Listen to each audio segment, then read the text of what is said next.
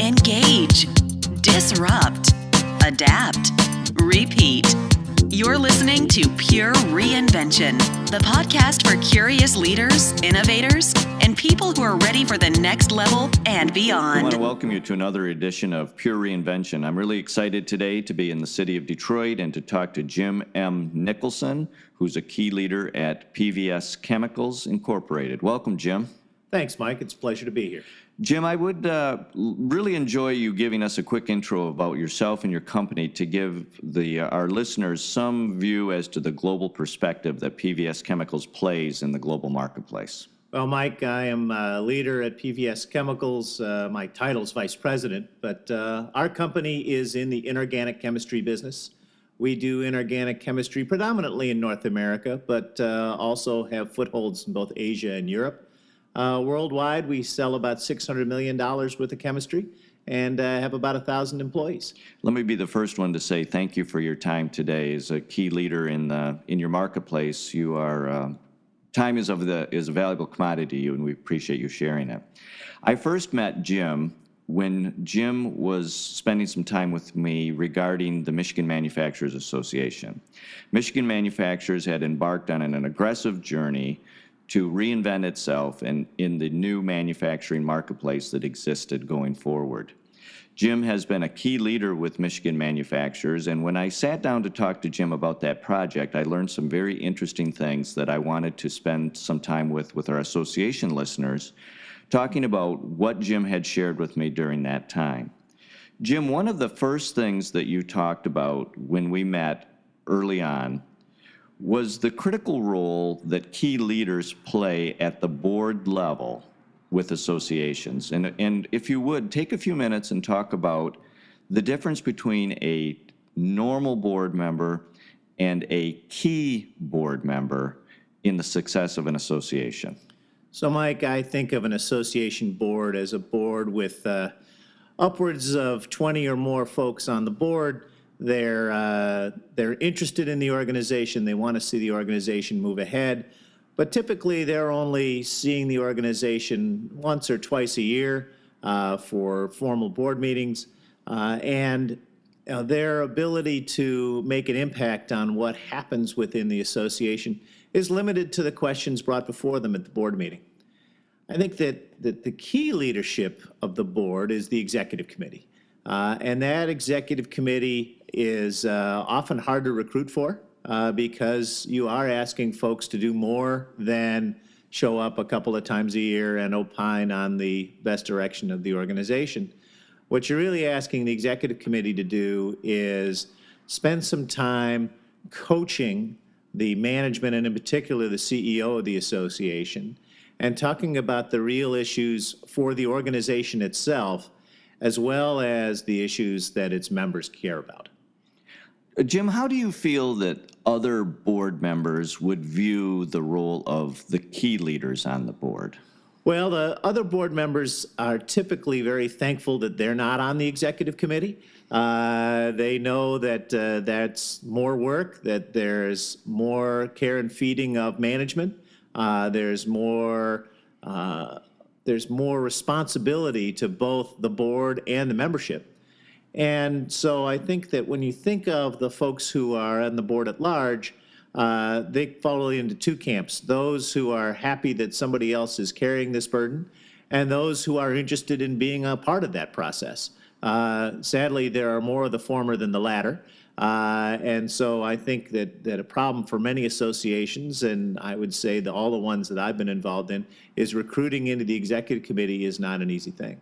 Well, and that brings a very important posture as we look towards success, which is that this very small group of leaders who you are defining as the executive committee not only is a small group in terms of numbers, but is a small group in terms of how you can recruit in for future roles.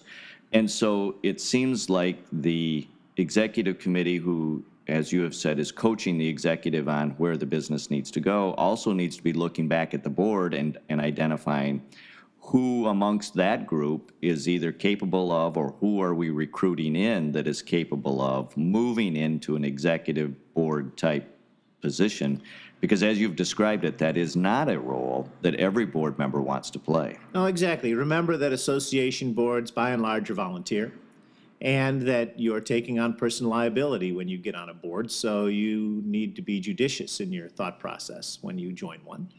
And I think the reality for folks who join association boards, many are told to join by their organization.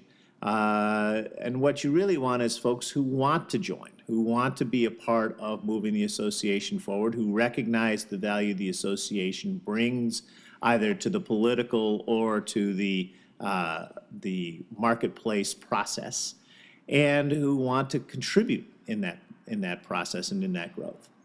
Jim, you had, in your work with the Michigan Manufacturers Association, watched that association go through a very tumultuous time when the manufacturing sector was dramatically affected by the economic challenges of the late 2008 and 9 time period, and recognized that the association, as it was currently postured, was going to have difficulty succeeding.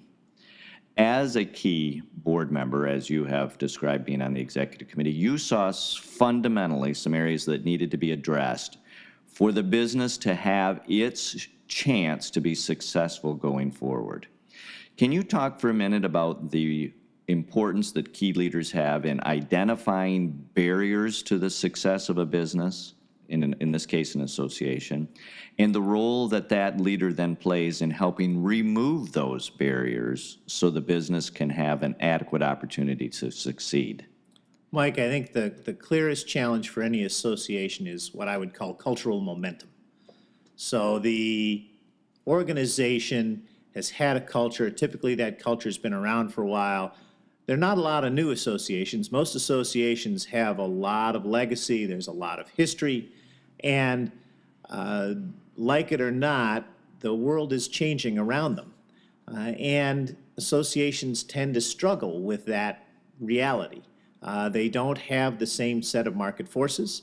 And so the key leaders of an organization like an association need to be able to recognize when the balance sheet is upside down, when the trend on the income statement will not run for the long-term health of the organization, and to think about what investments need to be made today so that the organization will be there to influence the constituents and on behalf of the constituents as an organization through the future. The association itself, I think, is always got a reason to exist unless the underlying market disappears. You've brought up a really interesting point that I want to talk about a little bit more of, and this is cultural momentum that you've coined, and I love that phrase. Can you describe for us a couple of examples of cultural momentum, one more behavioral, in other words, what you see as the association behaving that could be momentum getting in the way of success, and then secondly, can you describe something more financial, where you see a cultural momentum getting in the way of, as you described it, something on the balance sheet that's identified as being a problem? Sure. So when I think of a behavioral cultural momentum, I think it's a lot about how the association, and I think this is a problem for every association, is how does the association attract membership? The formula for attracting membership for most associations has been the same for a very long period of time. And the reality in this marketplace is that there are many, many new competitors trying to provide some of the same services that associations do.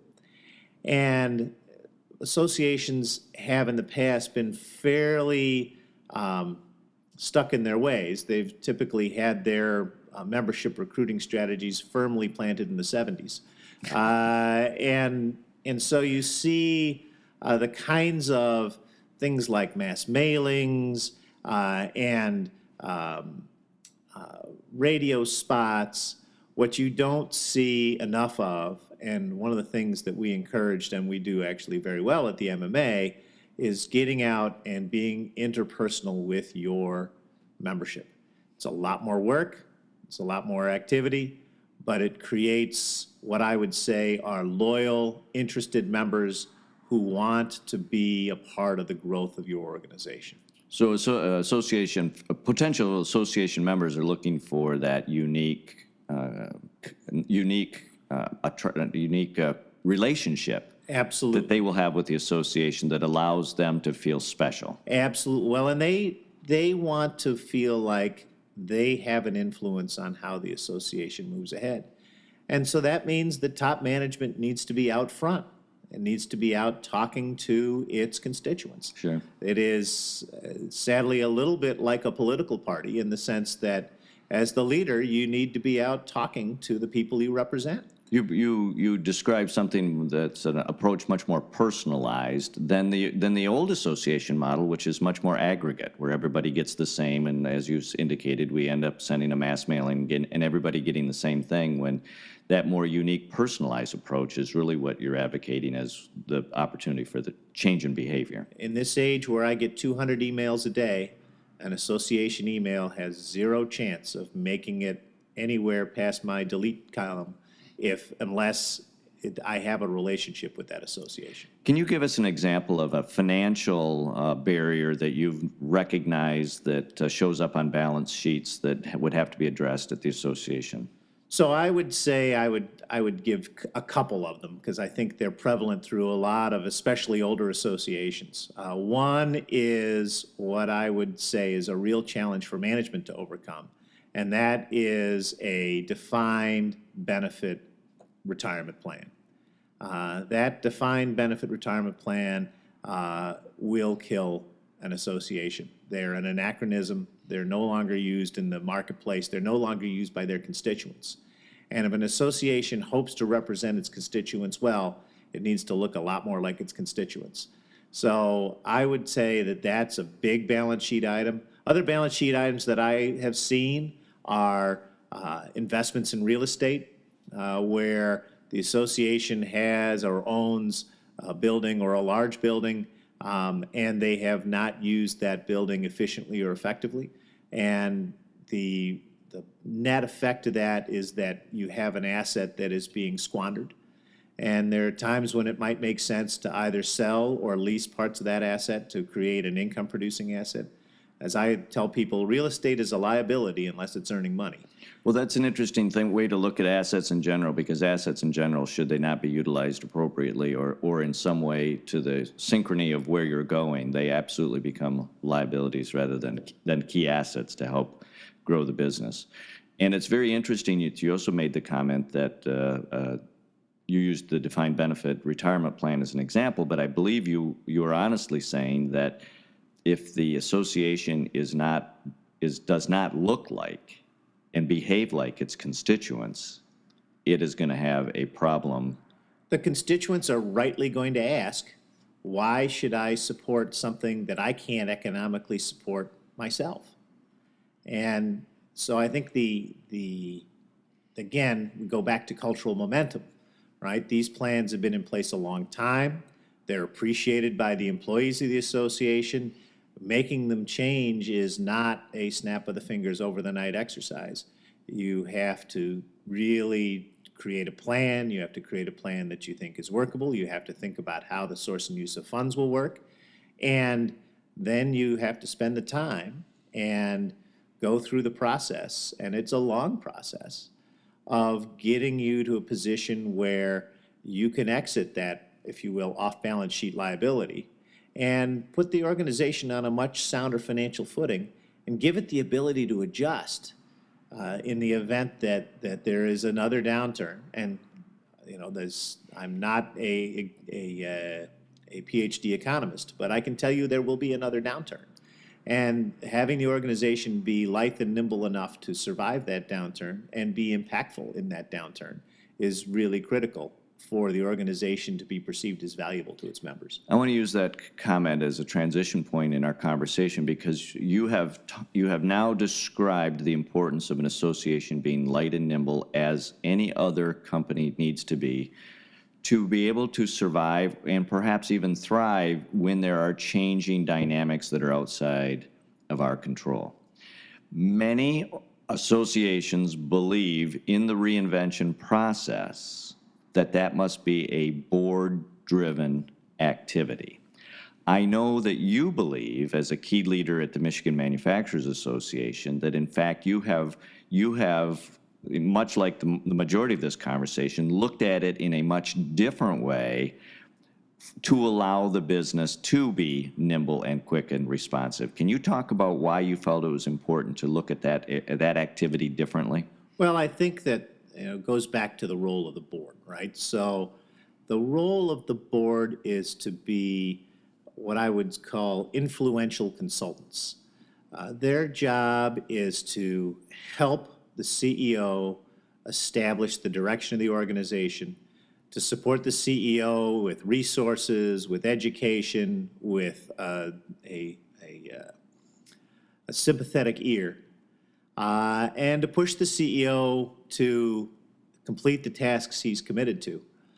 But we go back to the role of the board and say the board's role is to do two things. One is to provide supervision and review all that's going on. And the other is to hire the CEO. And those are the board's roles. It's the CEO's job of the association to run the organization. And it is critical for that CEO to own the plan.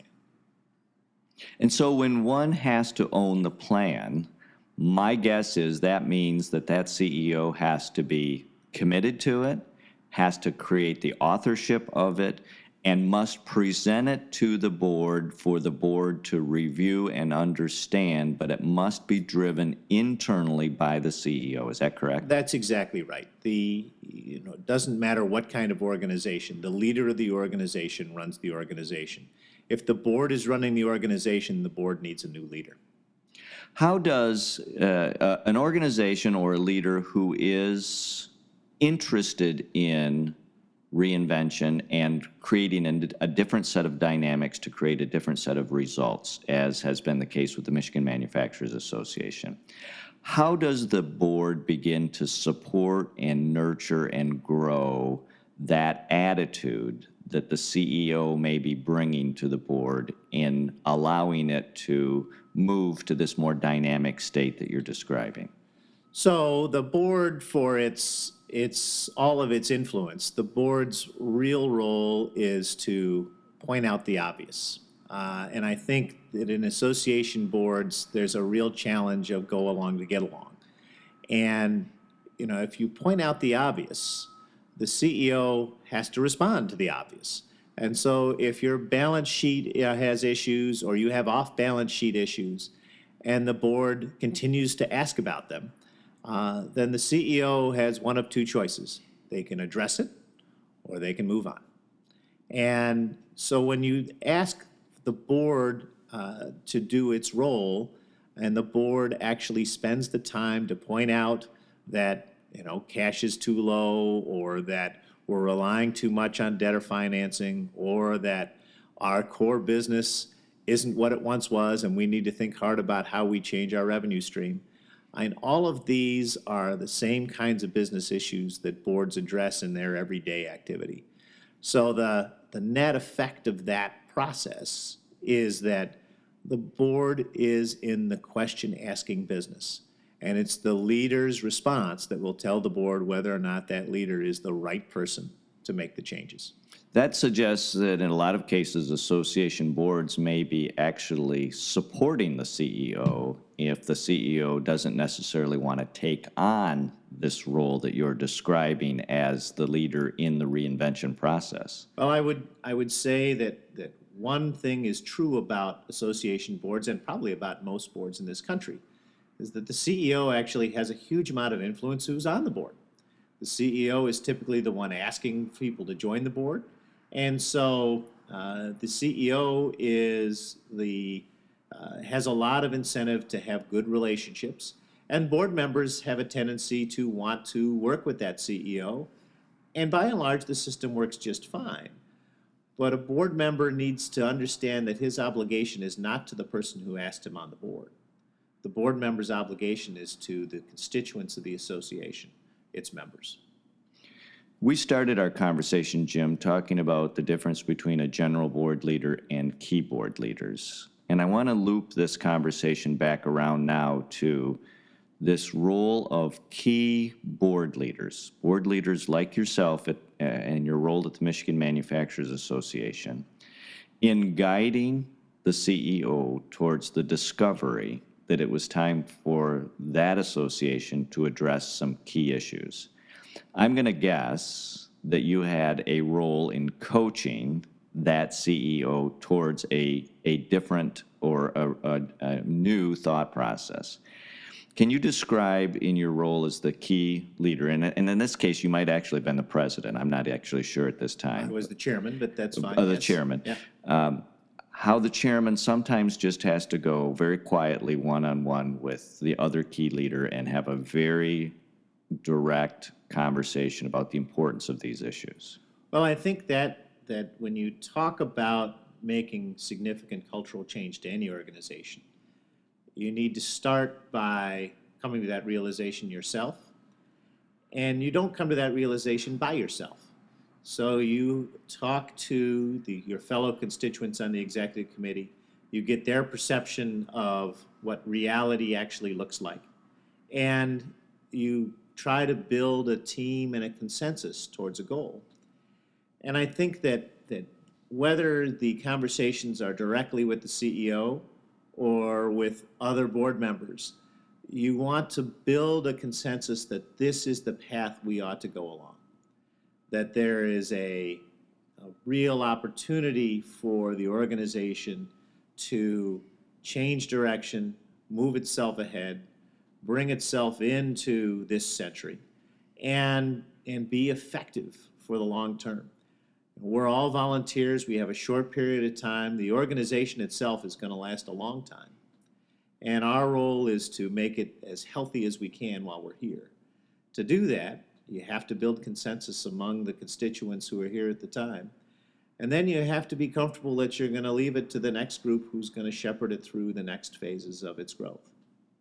Something tells me you don't leave all those issues up to chance, though. Something tells me that you and your role in leadership make sure that in moving in and moving out and making a difference, the characteristics you have created allow the high degree of probability that success will continue to follow. You try to find the most talented people you can, and you put them in positions of authority, and you give them the backing to be successful. And I'm very proud of the way the MMA has grown and changed. And I think if you looked at the MMA in 2008 and the MMA this year, you would see an organization that has really made fundamental changes without losing its character. And I think that it's much more valuable to its membership today than it was in 2008. And what a wonderful characteristic to leave an association where it is actually more valuable to those it serves today as opposed to on this journey when it started. And I would even suggest to you, if the work that has been done is true to form, which I believe it is, that goal will continue to get better year by year, where the role of what the association does for its membership will be a continuous improvement and understanding as opposed to a static one. And I suspect I do believe that is the role one of the roles, Jim, that you have played in the association that's been very vital. I'm a volunteer. We're just trying to move things ahead. I want to thank you, Jim, for your very insightful comments that we've had a chance to share with our PureReinvention audience.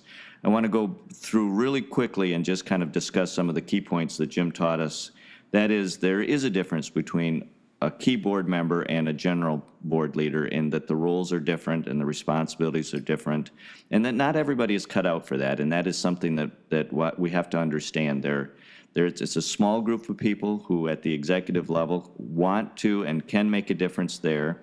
It's a very important role as well just to be a generalized board member and to help funnel in the kind of constructive information for the more key board leaders at the executive level to then be able to help shape the organization going forward with the chief executive officer.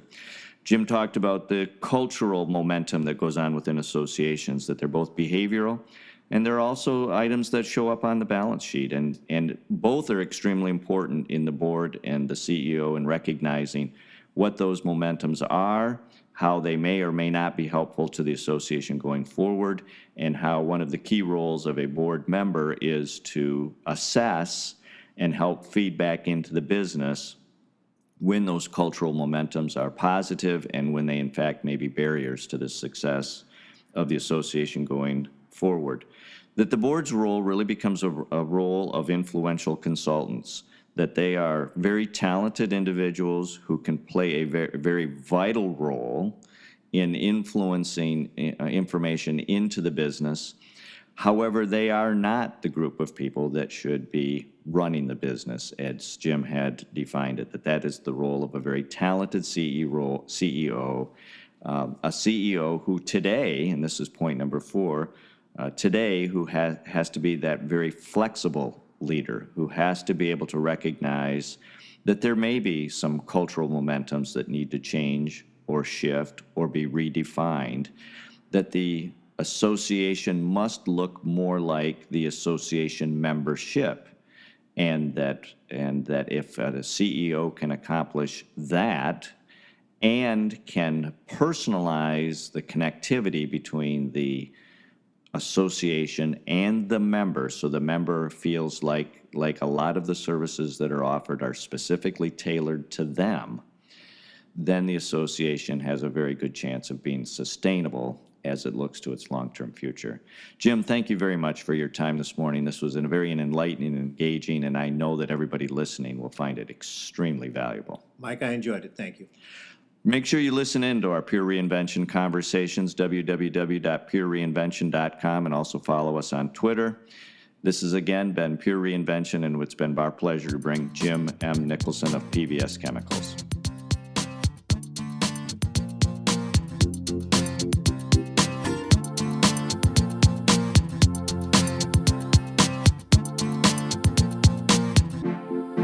Thanks for listening to this episode of Pure Reinvention. Keep the conversation going and get alerts when new episodes are available by following us on Twitter @PureReinvention or sign up for our mailing list at PureReinvention.com.